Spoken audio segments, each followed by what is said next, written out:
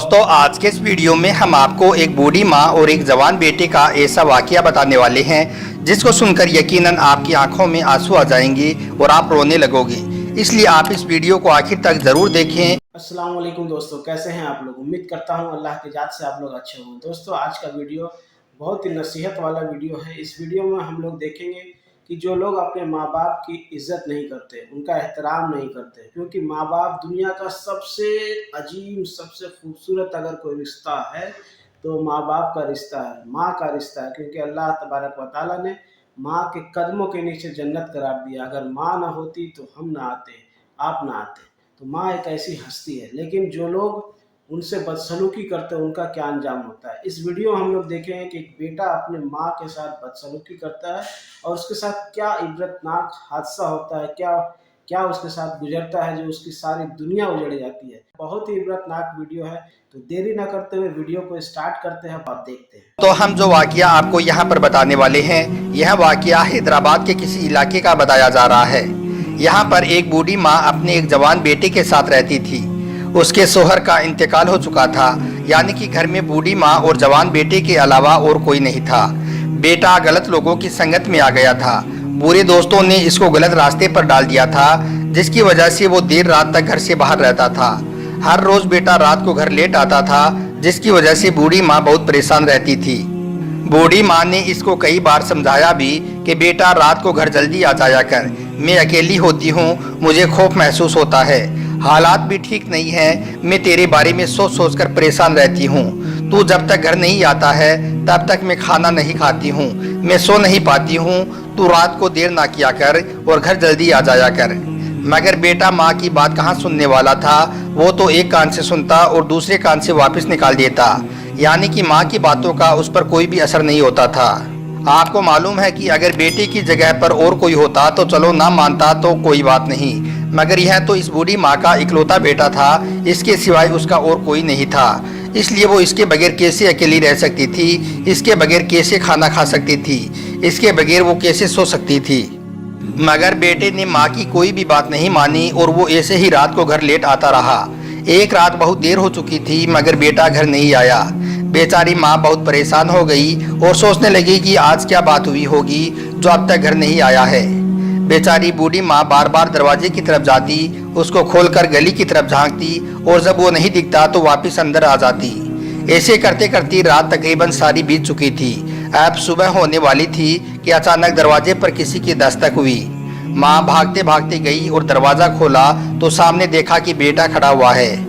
माँ ने बेटे को देखकर अल्लाह का शुक्र अदा किया कि देर हो गई तो क्या है, मगर खैर है कि बेटा सही सलामत घर आ गया है।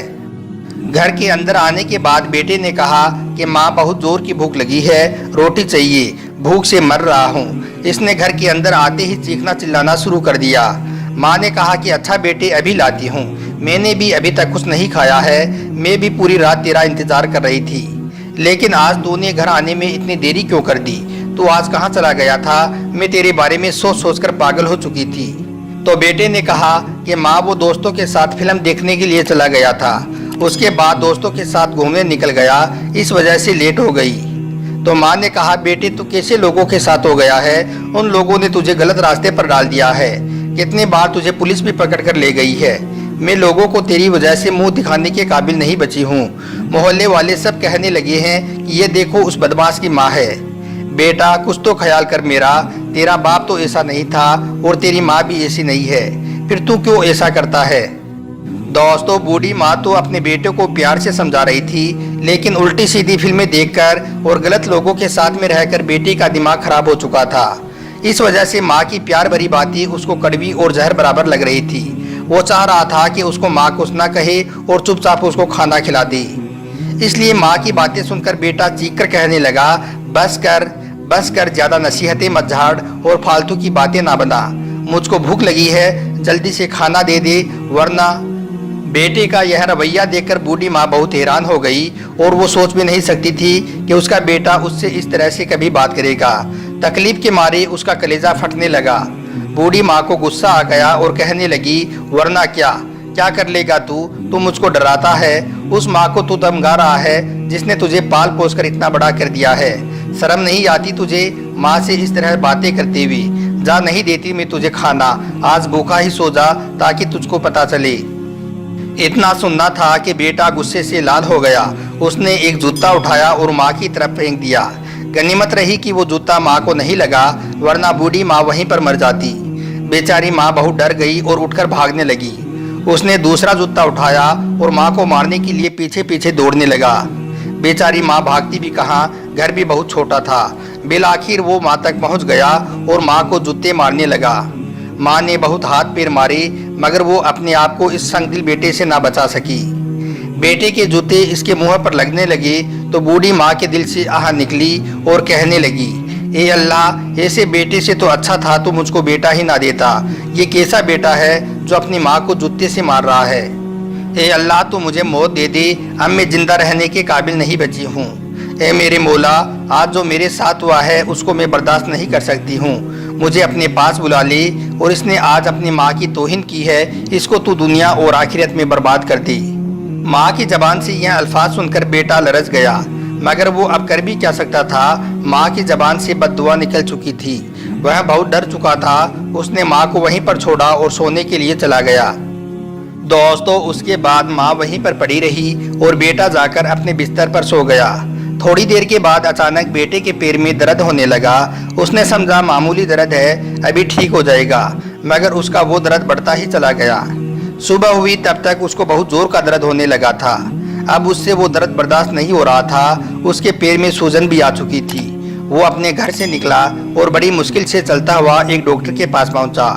डॉक्टर ने देखने के बाद कहा कि कुछ समझ नहीं आ रहा है कि तुम्हारे पैर में इतना दर्द किस वजह से हो रहा है। फिर वो वहां से किसी बड़े हॉस्पिटल में चला गया। डॉक्टरों ने उसके पैर की हर तरह से जांच की, मगर उनको भी कुछ समझ नहीं आ रहा था कि इसके पैर को हुआ क्या है। उसका दर्द से बुरा हाल हो रहा था और उसके पैर में सूजन भी लगातार बढ़ती जा रही थी। यह देखकर डॉक्टरों ने उसको एक मशवरा दिया कि तुम्हारा पैर अंदर से खराब हो गया है, इसलिए इसको नीचे से थोड़ा काटना पड़ेगा, तभी तुम्हारा मर्ज दूर होगा।